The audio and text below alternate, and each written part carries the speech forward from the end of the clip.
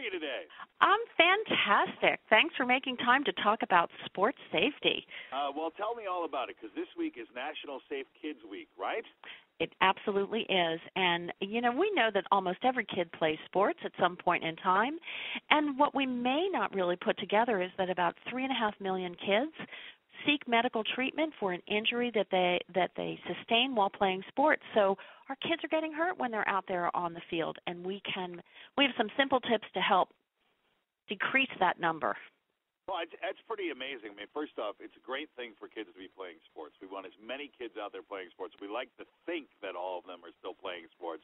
And, of course, that comes with parenting, too. Get your kids out there. Make sure they are active. Why do you think so many kids are actually injured when they're playing sports? Is it because they're pushing too hard? Are they not warming up? I mean, we think of kids as being indestructible, really. Well, kids they're not indestructible. They come not only in a small package, but they're still growing. So there's things that we really have to pay attention to. The first one is, are they getting enough water? The way that kids sweat is different than an adult, and so they need water every 15 to 20 minutes, not only when they're in a game, but when they're practicing, when they're running around, jumping, make sure they're getting enough water. Secondly, because they're still growing, they need rest, and they need rest. They're playing a sport. They need to rest 1 day a week.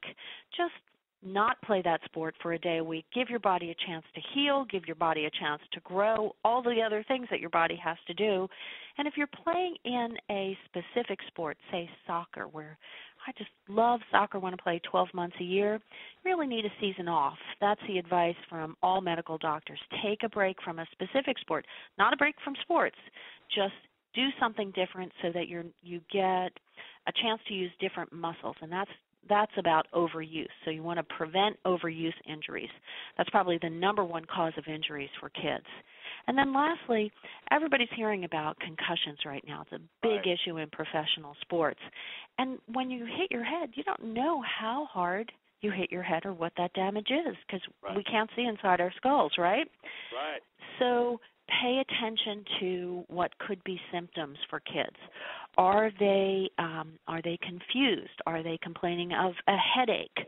Are they having problems with short-term memory? Of course, if they pass out, dial 911 and get them immediately into medical care. But if they're feeling just kind of off, and pay attention right after that blow, let them sit out for a bit from the game. And when in doubt, sit them out for the entire game, because the damage that can be done from a second blow to the head is much, much worse than the first, and it can cause permanent lifetime disability and even death. Yeah, this situation is really evolving as our understanding of it gets much larger at this point, and we're really, at this point, just really skimming the surface, so you've got to be preventive. That's right. Is the president and chief executive officer of Safe Kids Worldwide. She has served as a special assistant to the president and is out there talking about the story, Coaching Our Kids to Fewer Injuries, a report that's going on youth sports safety right now, as it is National Safe Kids Week right now. With a teenager, it can be very difficult to keep that kid just hydrated, to get him to drink the right stuff while he's out there running around. Well, it's hard to do that, and as kids get older, they're more prone to injury, and they're probably playing in more advanced sports. I have a 15-year-old right now, and guess what, Jay? She's on crutches because of a knee injury. Wow. And she did not want to miss practice. She's playing volleyball and softball. On softball, she's the catcher. She didn't want to let her team down. So kids put pressure on themselves to be back in the game. Parents put pressure to keep kids in the game. It's the number one thing coaches complain about, feeling pressure from parents to play an injured child. And sometimes coaches put undue pressure on kids. So we have to really be very mindful about what's happening there and change the attitude. So if a child's hurt, let them get the appropriate amount of rest so that they don't do further damage.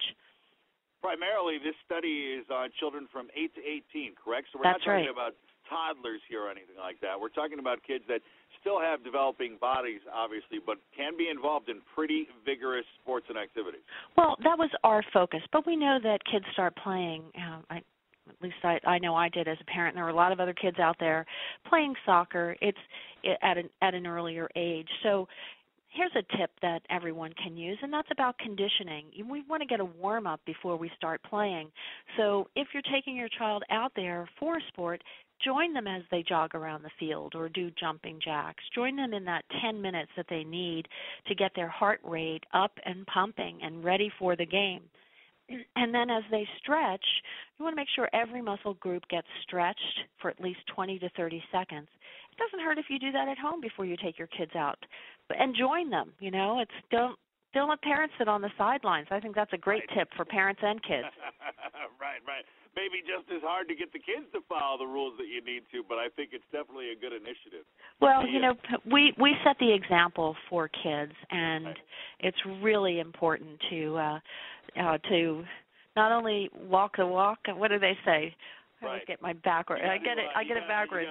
You got to talk the talk and walk the walk. You got it. Both. Right. You got it. Well, we have a lot of information on our website. We have tip sheets. We have a concussion app if you want to learn more about concussion. We have guidelines for coaches, parents, and kids. Our website is safekids.org. You can like us on Facebook. And I want to say this, we're very grateful to the support from Johnson & Johnson that they've been funding our organization since our inception 25 years ago, and they have been fabulous partners in helping us get this word out. Well, they have done so much over the years of their great products, too, for kids. Kate Carr is the president and CEO of Safe Kids Worldwide. Thanks so much for taking the time to talk to us this morning, Kate. Thanks, Dave. Have a great day. We're going to pass this word on for you. You got it. Thank you.